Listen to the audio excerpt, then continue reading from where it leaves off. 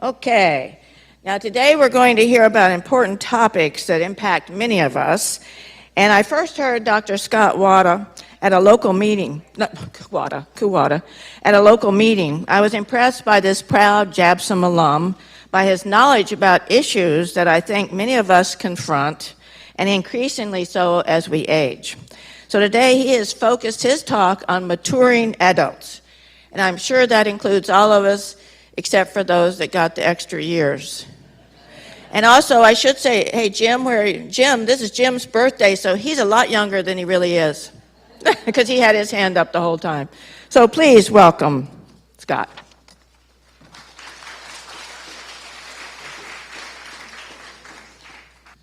Okay, thank you very much. So I am an aging adult too, and I'm having to think about all these issues, but I thought what I would do today, because I know from taking care of my parents that GI issues become a real problem as we age. And I see, I've probably seen some of you in my clinic, but I'm not going to violate HIPAA. Some of you know what that is, right? You got to sign all those forms now when you see a doctor. It's crazy. So anyway, I'm going to talk about some common GI issues that I see in my practice. And I do want to take a lot of time at the end for questions and answers, because I know there's a lot of you that came with questions for this morning. So thank you, Ginny, for the opportunity to speak. I am a professor here at the Johnny Burns School of Medicine, local boy. Lived on the mainland for 20 years, came back about 10 years ago. So I'm glad to be back.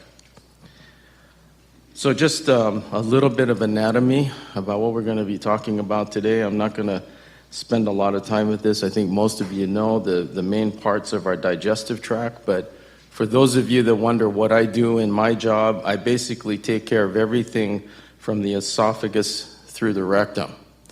And that is my job as a gastroenterologist. Now, I'm not a surgeon, so I do not make incisions and go into your abdomen. That's what a surgeon does.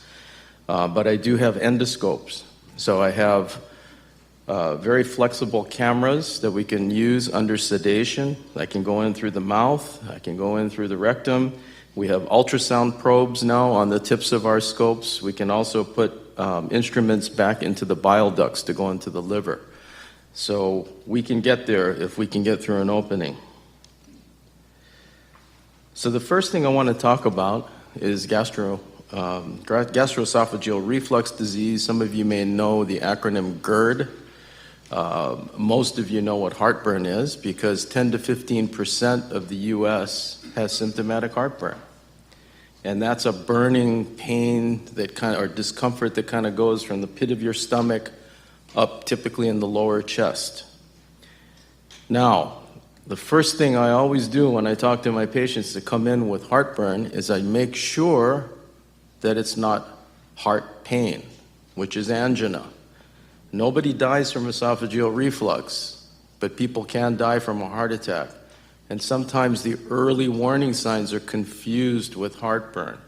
So if you have what we call chest pressure or tightness, feels like somebody's sitting on your chest, especially if it is brought on by exercise, you should see the cardiologist before you see me, or at least your PCP, especially if it's associated with shortness of breath. And by resting, it goes away.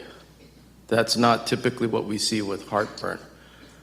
Heartburn is a burning discomfort that usually happens after we eat or in the middle of the night when we're sleeping and lying flat. And that is not associated with chest tightness or a squeezing sensation in the chest, typically. Sometimes it can. And it is oftentimes relieved by sitting up or drinking something. And we'll get into this in a little bit here. So why does this happen? Well, our stomachs make acid every time we eat. Even when we think about food, if we think hard enough or we smell food, that stimulates acid production in the stomach. Now, the question that I always ask the medical students is, do we need acid for digestion? And most of them say yes. The answer is no. I spend my life giving patients medications that decrease acid in the stomach, and they don't whittle away, they don't lose weight, they do fine.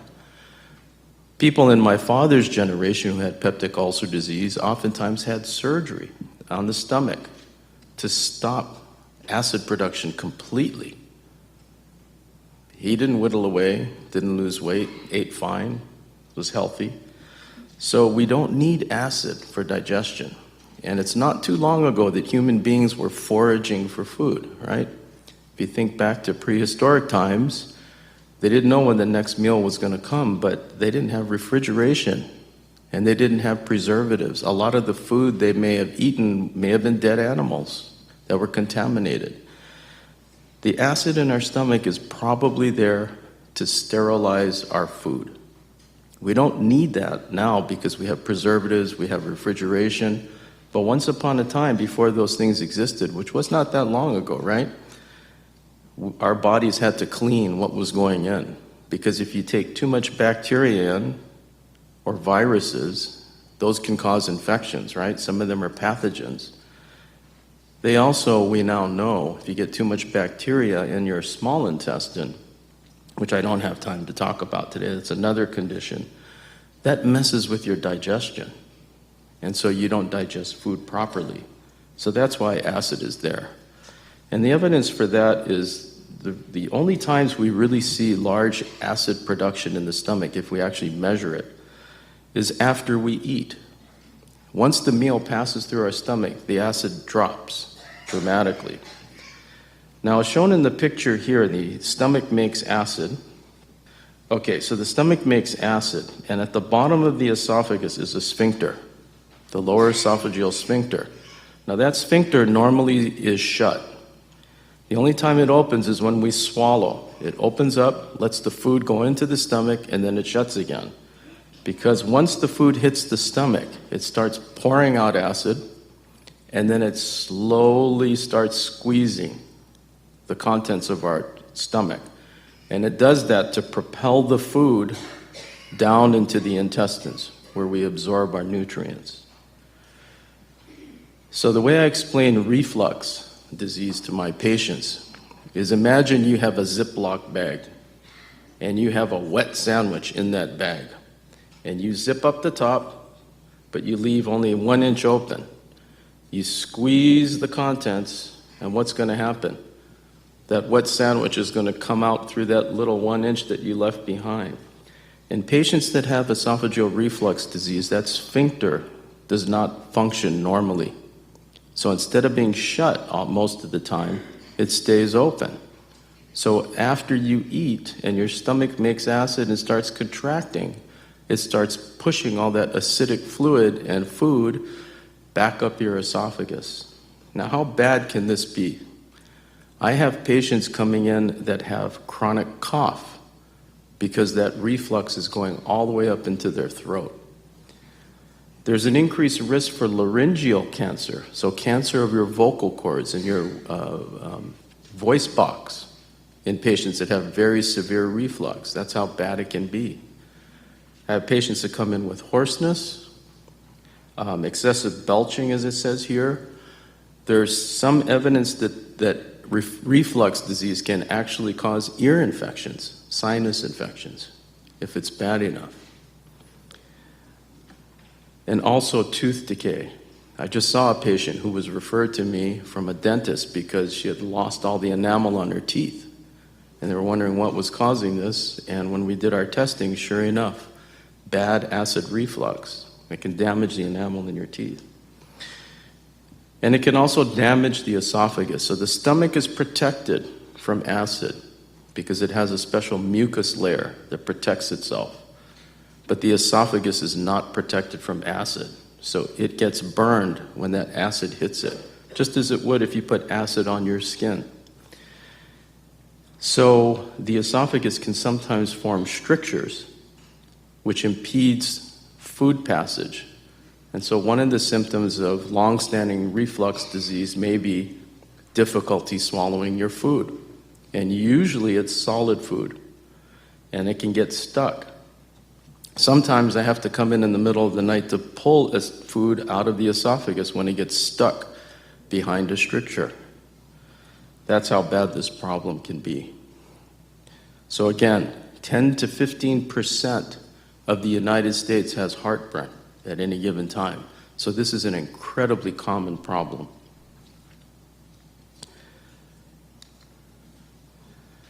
This is just the slide that I talked about to make sure that what we are thinking is heartburn is actually heartburn and not heart pain. So a lot of people that have heart attacks do initially tell their loved ones, oh, it's just heartburn. And then it turns out to be something more serious. So chest pain should always be evaluated properly. And you should make your primary care physician aware that you're having these symptoms. So what do we do to treat reflux disease? So of course, we're Americans. We want a pill. We don't want to do anything else. We don't want to lose weight. We don't want to exercise. We want a pill, right? So we do have pills. I'll talk about that. But there are some conservative measures that can be done to help you. Number one is avoid large meals. When I grew up in Hawaii, there were a lot more buffet dinners than there are now. So that's a good thing that we have less buffet dinners, because the more stuff you put in your stomach, the more work your stomach is going to have to do to get it out. And that's a longer period of time that it's pushing your food around and making acid. So more chance for reflux. So oftentimes patients that have heartburn experience it after a meal. Now the big one is avoiding meals 3 hours before bedtime. How many of you people pop a cracker in your mouth or a cookie in before you go to bed? All of you are guilty. You're all lying. I know you do. Hard to avoid, right? Just like habit, right? You got to eat it before the cockroaches get it. So one of the things that's curious about us humans is that even if we don't eat, right after midnight, we all have a surge of acid in our stomach. And that's part of our circadian rhythm. I actually one of my mentors was actually the person who discovered that. So oftentimes people that have reflux or ulcers will wake up in the wee hours of the morning with either heartburn or abdominal pain. And they'll notice over time that if they drink or eat something, it makes them feel better. And that's because drinking or eating something buffers the acid. The problem is if you eat something, it's going to stimulate more acid eventually, so you're going to wake up again a few hours later with more pain if you have an ulcer. The other thing is elevate the bed 4 to 5 inches. So if you go to Walmart, you can buy bed risers. And these are little cups that go under the foot of the bed in that middle picture there. They look like little buckets that kids would play with in the sand, but they're very strong. And they elevate the entire head of the bed so the bed is slightly at an angle. And oftentimes that's enough for people who have nighttime reflux to solve their problem. And it's good for your loved one, even if they don't have heartburn. And it's barely perceptible. You would think that you would notice this, but when you actually lie down and the head of the bed is only elevated about 6 inches, you really don't notice it that much. Obviously, this doesn't work on a water bed. Those of you that were hippies know what a water bed is. Tight clothing. The other complaint that I get in patients with heartburn is they notice it when they're driving in the car. And the reason why is you're kind of scrunched over and your seatbelt is pushing on your belly, and that squeezes your stomach, so it predisposes you to heartburn. Here in Hawaii, my surfers also get heartburn because they're lying flat on the surfboard, paddling out, and that squeezes their stomach. And it irritates them because it only happens when they're surfing. And unfortunately for all of us, we need to lose weight, because the less we have pushing on our stomach, the less chance of heartburn. And that is the hardest thing to do, right? What about the pill? So there's a lot of options out there. So all of us probably have taken antacids at some time. or other, Tums, Rolaids, right? Mylanta, Malox. Those are great. They can neutralize acid very quickly, but the problem is they're very short acting. They usually only give you minutes of relief, and then the problem comes back. So for those individuals where antacids don't work, the next step up are what we call H2 blockers. And those are all over the counter now. And these are commonly known by their trade names, Zantac, Pepcid, and Tagamet, but there are generic forms. So if you go to Long's or any place that sells over-the-counter medications, if you look at the brand names, they usually have the generic forms next to them. Unfortunately, once upon a time, generic drugs used to be a lot cheaper than the brand names, but the generic producers have gotten onto this now, and they've all jacked up their prices, so generics are not always cheaper. But if you have a Costco or Sam's Club membership, you can probably get these a lot cheaper there. Then finally, the strongest medications that we have now, and these are typically the patients that I see because I see the worst of the worst. These are what we call the proton pump inhibitors. So all of you have probably seen Nexium and Prilosec commercials on TV. That's this class of drug. These are great drugs. They work very well for bad cases of acid reflux. Now, some of you probably recognize these names because there's been a lot of press about this class of drugs causing everything from sudden cardiac death, osteoporosis, kidney failure, dementia, etc., etc. Now, I don't own stock in these, and I'm not a spokesperson for any of these companies, but when you look at the data on that, these drugs, like omeprazole, which is the original member of this group, has been around for decades, and it's been used by tens of millions of people by now. When you have a drug that's that widespread in use, you're going to see associations pop up with common diseases. And that's what we're seeing now. If there was a cause and effect, so there was actually clinical data saying, yes, these drugs can cause sudden cardiac death, they wouldn't be on the market. But a lot of my patients are coming in now because they're seeing these reports and they're worried because patients with acid reflux, bad acid reflux, know that if they stop their medications, their symptoms are going to come right back. So it's a tough place to be right now when you're in that boat, but I tell my patients that there is no proof yet that these drugs can cause serious harm, and that these are just associations. So for those patients, though, that tell me, I don't want to take medications the rest of my life, and these are the ones that know that they've tried multiple times to stop their medication, their heartburn is still there, there is a surgical option. So about 1 or 2 patients a month in my clinic get referred to a surgeon because either they don't want to take medications all the time, or they're taking their medications all the time, sometimes double the dose, and they're still getting heartburn problems. And that can be done laparoscopically now. This procedure where you tighten up the lower part of the esophagus can be done with small incisions with scopes that go in external. Whenever you make small incisions, and again, I'm not a surgeon, so I don't do these procedures, the smaller the incision, the faster the recovery time. So in some places in this country where this surgery is being done, it's an outpatient procedure. You go in and out the same day. I know for a fact that patients that get this procedure, if they have it in the morning, they're eating by the afternoon. So there is potential for a surgical solution here.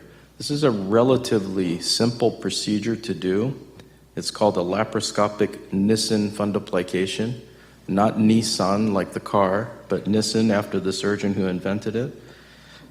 And there's a number of surgeons here that do this procedure, and it works well. Most of the patients that have this procedure don't require medications for their heartburn anymore. So there is a surgical option. So one of the issues with long-standing acid reflux, we know from large studies out of Scandinavia that if you have heartburn for many, many years, you're at increased risk for esophageal adenocarcinoma. Now, fortunately, that's a rare complication because considering that 10 to 15% of this country has heartburn at any given time, we should be seeing a lot more esophageal adenocarcinoma, but no, it's not that common. But the problem is we can't tell which patients that have long-standing heartburn are going to go on to get this condition. Fortunately, if we look inside the esophagus with our cameras, there is a lesion that can predict who may be at increased risk for esophageal cancer. And that is Barrett's esophagus, which is shown in that middle figure there. The normal lining of the esophagus, when I look at it with my camera, looks milky white.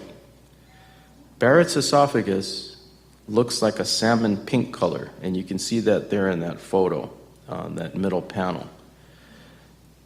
It's very distinctive and easy to see, and when I see that, I biopsy it, and that's how we confirm whether or not that condition is there.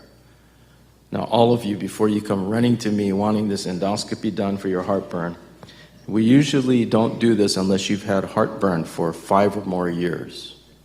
So if you've had heartburn for longer than that, certainly you should probably get looked at. And if you have this condition, your risk for esophageal adenocarcinoma is increased, but it's not greatly increased. But it's a sign that you should be coming back every few years to get this area looked at and make sure it's not turning into a cancer or precancerous changes.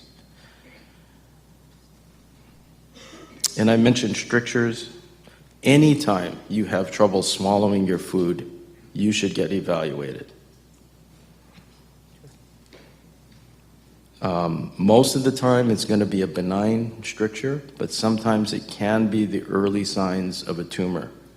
So anybody having difficulty swallowing, especially solids, should get evaluated. So the next topic is constipation. This one probably should have come first because it's probably what I see most of. So constipation, first of all, can be a very subjective diagnosis for you. So some people have it in their minds that they should be going once a day, and if they're not going once a day, something's wrong with them. My grandfather was like that. The range of normal, some people only go twice a week.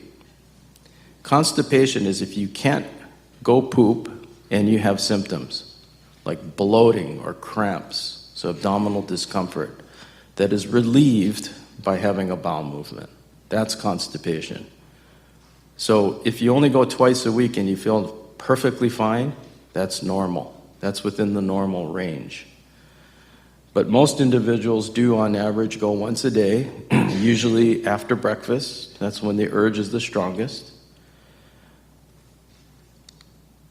But just because you're not going once a day does not necessarily mean you have constipation. So what are the causes of constipation? So this is not something that people talk about at cocktail parties. And so people are often amazed when I start going through the normal physiology of bowel movements to understand how complicated it actually is. The bottom line is that we control very little of this process. Most of the muscles involved are under reflex control. So our brains really can't control them like I'm controlling my arm, telling my arm to go up and down. It's not that simple. Probably the most common cause of chronic constipation is what we call anal-rectal dysfunction. And that means the muscles in the lower pelvic area around the rectum are no longer working in a coordinated fashion. Now, how does this happen? Well, I'm amazed to know how many of my patients refuse to use public bathrooms. And they will hold their bowel movement the whole day until they get home. The problem with that is if you do this day in and day out, your brain is now teaching you behaviors that are counter to having a normal bowel movement. So when it comes time to go, your brain is telling your body what to do, but the body is not reacting appropriately. And because these muscles are not under voluntary control, it's very difficult for your brain to kind of figure out how to reset them. Fortunately, there's help for this. And I refer a lot of my patients to physical therapists who are out there in the community who deal with anal rectal dysfunction. And it sounds a little bit primitive, but they actually use a rectal balloon, a small rectal balloon, to allow the patient to sense what's going on down there. You're looking at a screen and you're seeing little squiggly lines that show when you're contracting your muscles appropriately. And through sessions like that, they can actually retrain most individuals that I refer for this problem. So yes, there's hope, and it can be done. Again, most people that come to me want a pill. Just give me a pill, make me go. Or they've already tried a number of pills. And I'll talk a little bit more about the medical treatment of constipation. There are other causes. Parkinson's disease causes the gut to slow down, so that's slow transit constipation, where the intestines just aren't contracting as much as they normally should. There are medications that are more common in elderly people that can cause constipation. Narcotics, okay? We're all in here too young to remember opium dens, but I remember reading about this.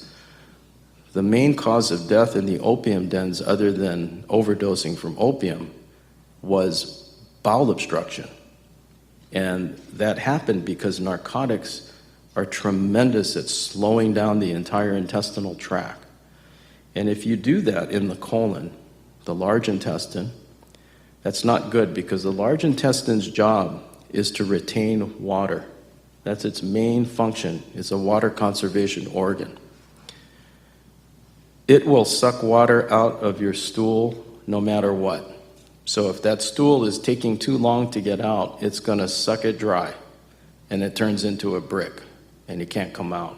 That leads to a condition called fecal impaction. So slowing the bowel down is not a great thing. Calcium channel blockers, which is an antihypertensive medication for hypertension and some cardiac patients, that can slow the bowels down as well. Antidepressants. Some of the antidepressants have what we call anticholinergic effects, which means to the bowel that it's going to slow it down. And so they can cause constipation. Uncontrolled hypothyroidism. So if your thyroid hormone levels from your thyroid gland here are low, that can cause constipation as well. The biggest one, dehydration. This is, my father is classic, right? He's an old guy, he's got an old prostate, he dribbles. So what does he do? He doesn't drink because he doesn't want to pee. You don't drink, you get dehydrated. And I just told you that the colon's main job is water conservation. It's going to help you retain water. But that's only if you're drinking it. So if you don't drink enough fluids, there's not enough liquid to lubricate the stool to help you get through your large intestine. So that's a problem. A lot of people restrict their water intake because they don't want to go to a bathroom, a public bathroom. And that's not a good thing for constipation. Exercise. Exercise is good for everything unless you've got bad joints, right? But walking, gravity will help you get your food, your waste out, but also it stimulates your intestine to contract. Now, tumors are actually a rare cause of bowel obstruction. And, that's something that people always worry about when they develop constipation is, oh my gosh, I must have a colon cancer. But that's actually a pretty rare cause of constipation.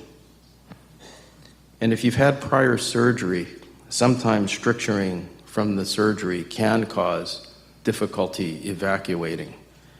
And I would say, again, that's probably a rarer cause of constipation that I see. So treatment of constipation. There are lots of things that, thank you.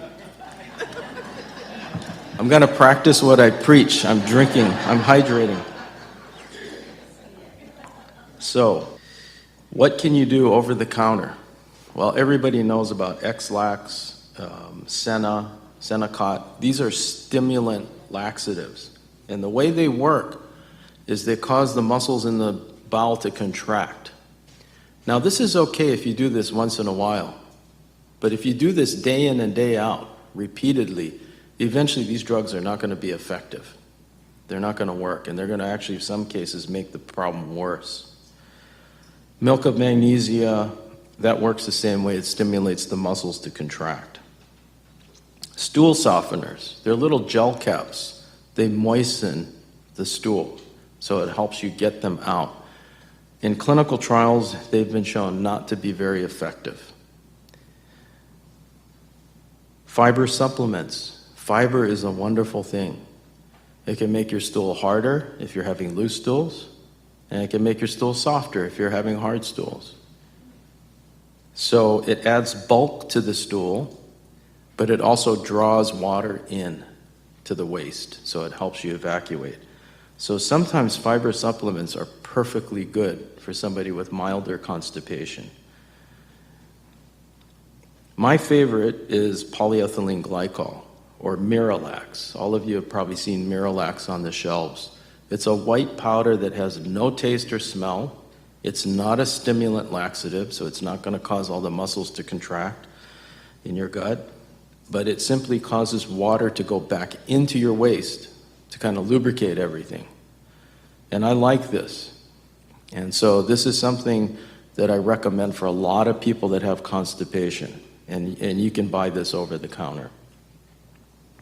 You take a little measuring cup that comes with it, you pour that into a glass, and you mix it up with water, and you drink that down. Now, the one thing about Miralax or polyethylene glycol is that it is not going to work immediately.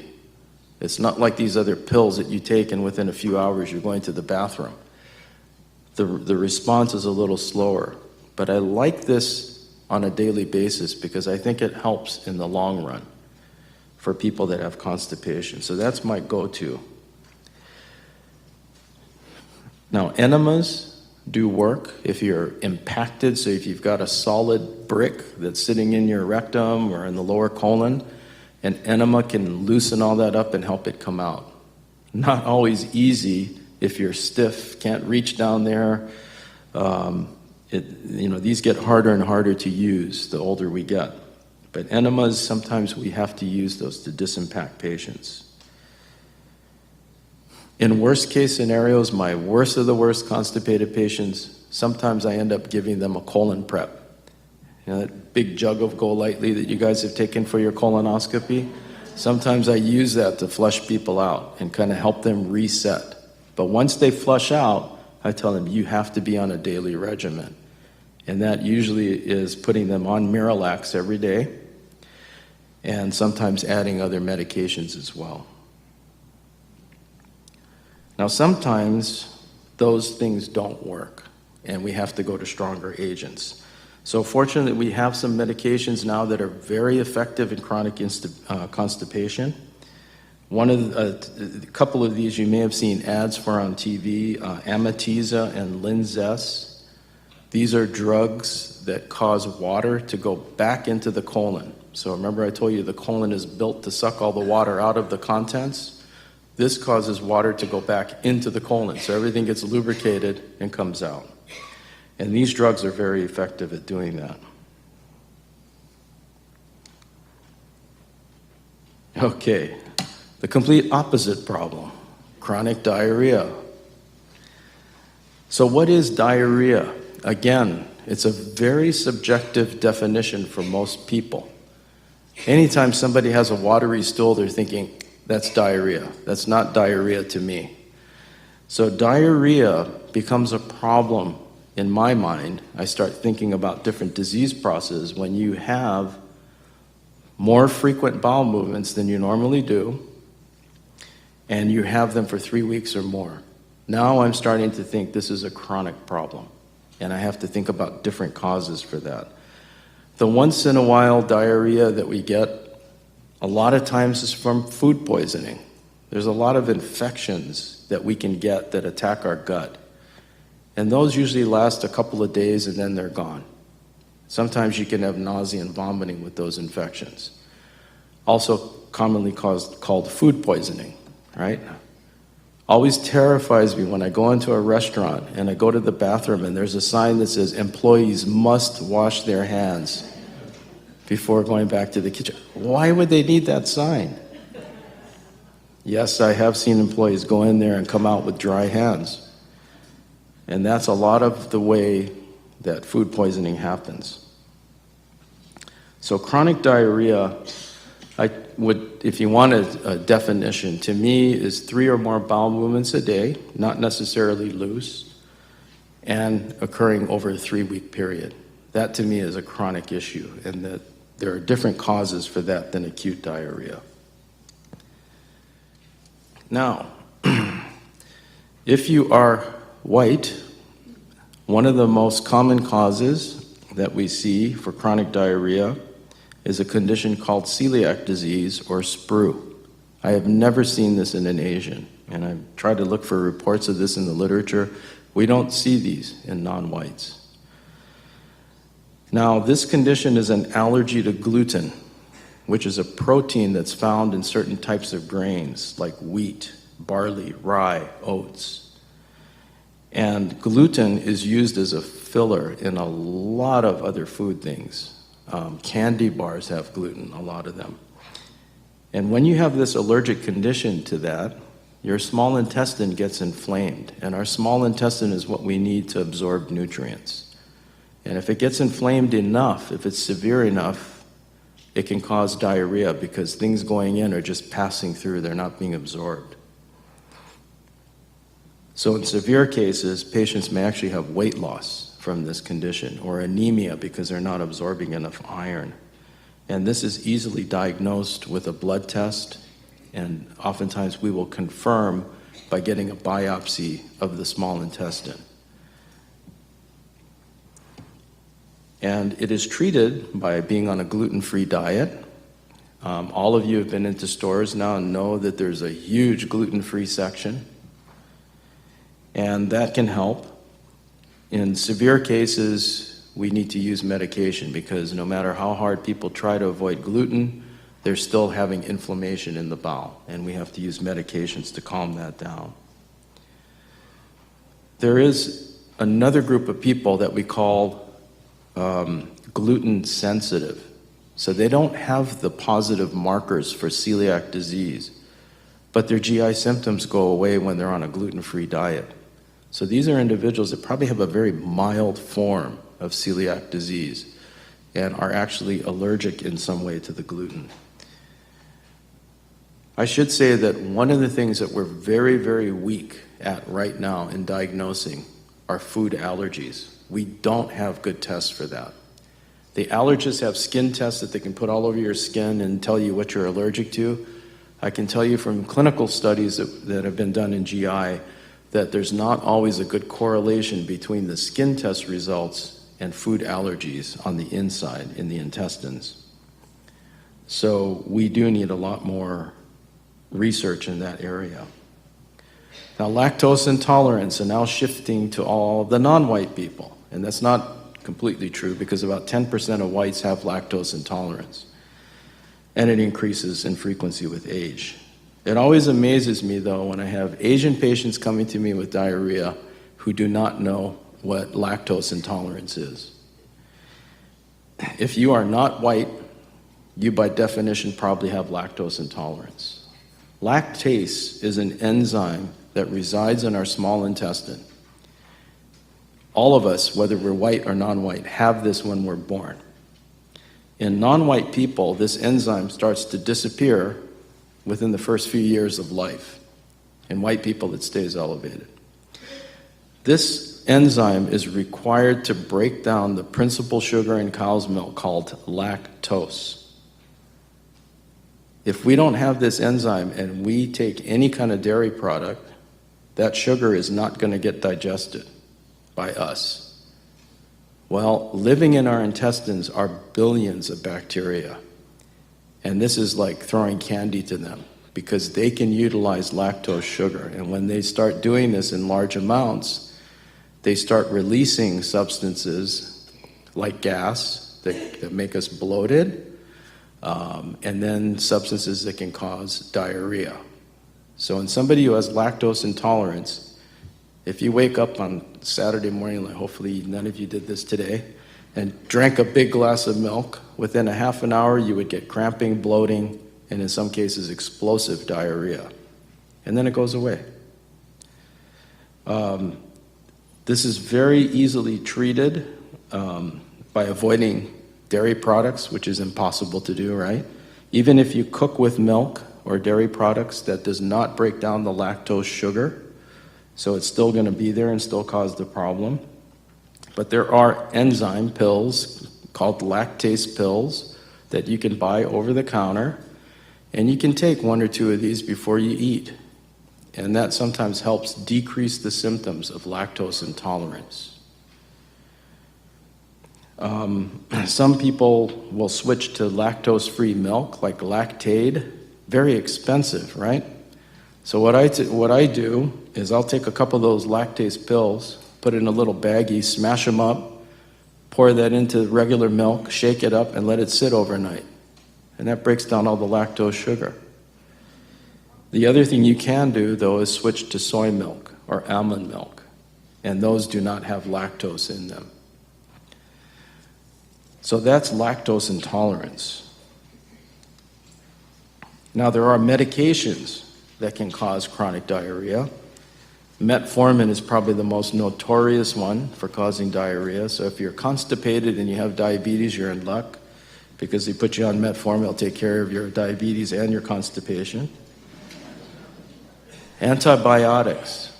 Sometimes we get a condition called Clostridium difficile, which is a bacteria that overgrows when we kill off our normal flora. So taking antibiotics is like throwing a hand grenade in your intestines. It destroys a lot of the normal flora, and that allows certain pathogens like Clostridium difficile to overrun the rest of the population, and they cause problems inside. And the main cause of that is, the main symptom is diarrhea. Sorbitol, which is a food additive, that can cause diarrhea. So if you're taking dietetic foods, low-calorie type foods, look for sorbitol in there, because I use that to treat constipation.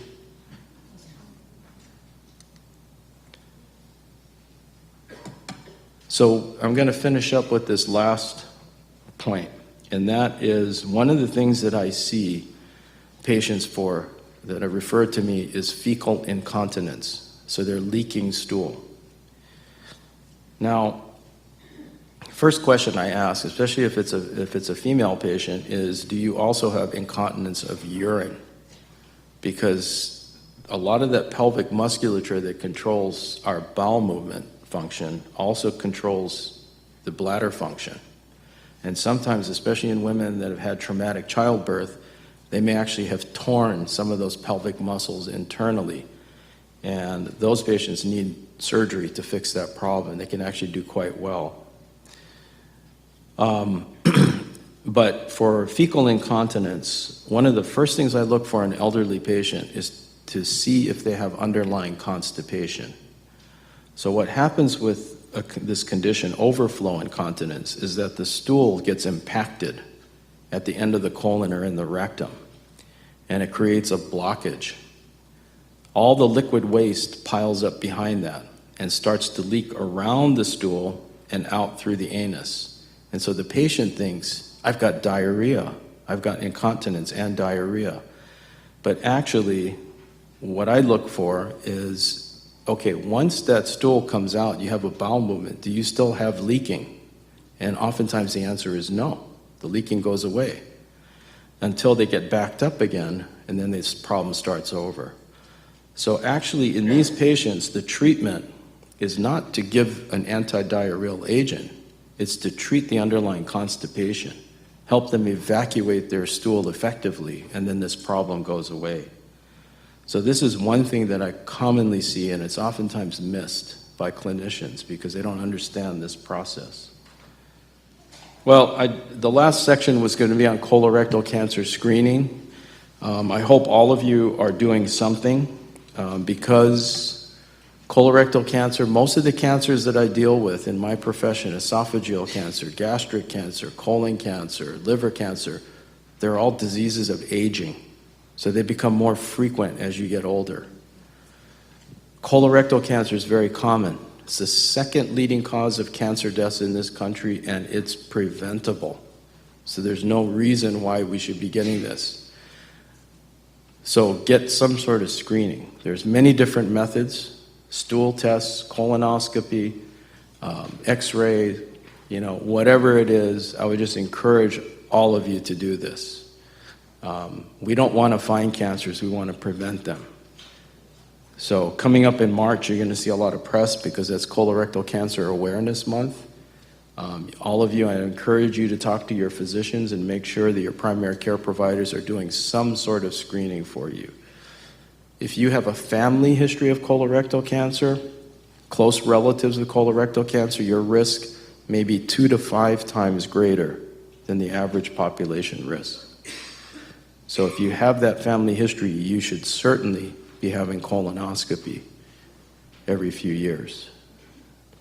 Okay, I'll end there. And do you want me to do questions and answers now? Let's give you a round of applause first.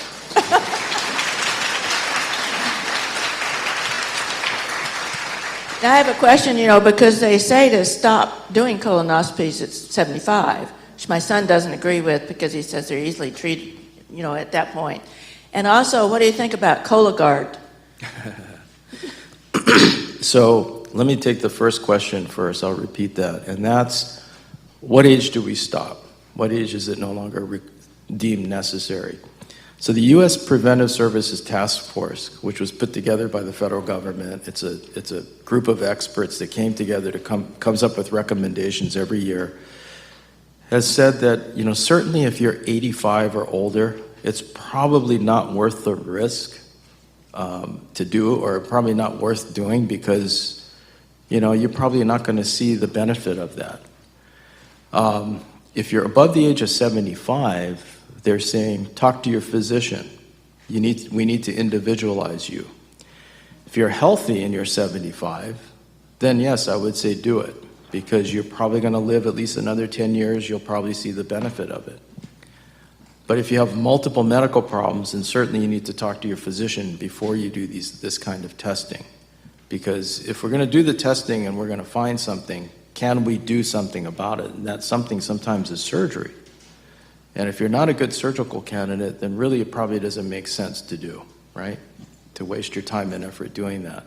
But if you're otherwise healthy and you're probably going to live another 10 years, then I think it's a discussion you should have with your physician about doing it. So that's the answer to that. And then the second question was Cologuard. So all of you watch TV, have seen all these commercials all of a sudden about Cologuard. What Cologuard is it's 2 tests, and it's a stool-based test. So you have to collect a stool sample, and they give you a little kit to do that. Part of it detects blood in the stool, and that's probably the major part of that test. The other part detects changes in your DNA that's found in the stool, and those changes in the DNA are caused by tumor cells that shed into the stool. So like if you have a colon tumor, it would shed cells into the stool, and you can pick up those DNA changes from that tumor by those tumor cells that are in the stool. The problem with this test that I've seen is people coming in with a positive result, but then we do the colonoscopy and we don't find anything. Then what do?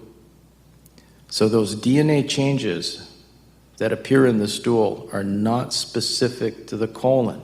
So now I have to start worrying, is there an esophageal cancer? Is there a stomach tumor? Is there a small intestinal tumor?